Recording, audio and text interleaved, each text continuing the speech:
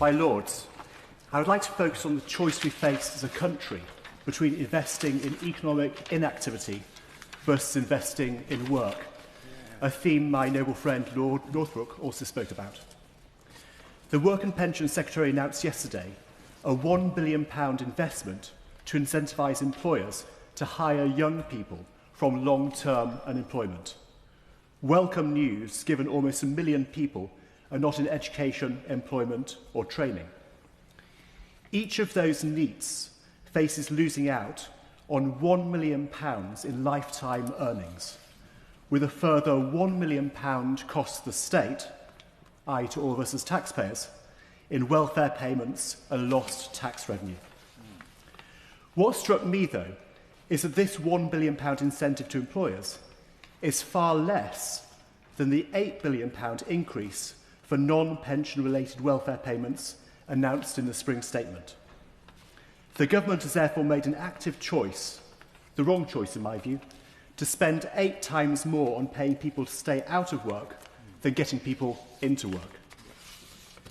To put that in context, with £8 billion, the government could fund almost 900,000 apprenticeships, or give a tax break of £10,000 to 800,000 businesses to employ someone out of long-term unemployment, or indeed immediately increase our defence spending to 3%.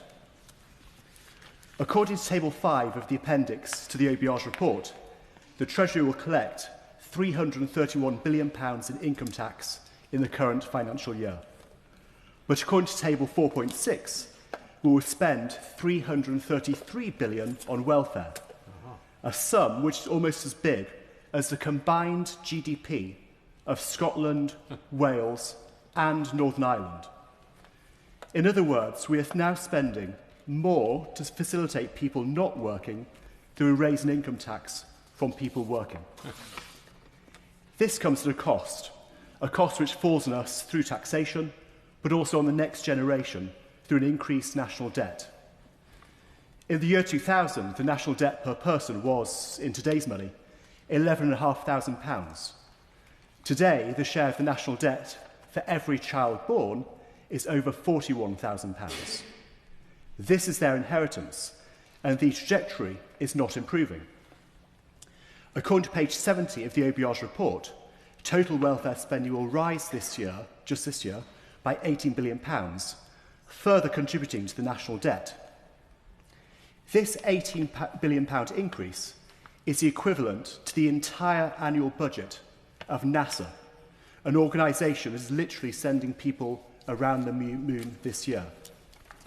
Thanks to the work of NASA, we have GPS navigation, satellite weather forecasting, camera phone sensors, infrared thermometers, cordless power tools, and even memory foam. Technologies to improve the lives of billions of people and which underpin trillions of dollars of economic activity. This is where the choice between investment in jobs and so-called investment in welfare comes in. The Chancellor opened her 2024 budget by declaring that, and I quote, "The only way to drive economic growth is to invest, invest, invest." I agree with her. The question is, invest in what? Because after her 2025 budget, she went so far as to describe welfare spending as investment. My Lords, if additional welfare spending is investment, it's investment in keeping people out of work rather than giving them the joy of a job and the exchequer a windfall. President John F. Kennedy once said, "We chose to go to the moon this decade and do other things, not because they're easy, but because they're hard." And so I urge the government to make the hard choices, to put any additional money they have into getting people into work rather than increasing welfare spending.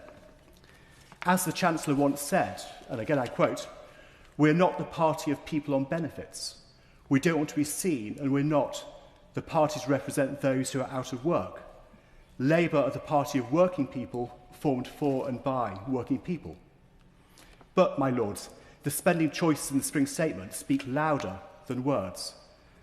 £8 billion is a bigger figure than £1 billion.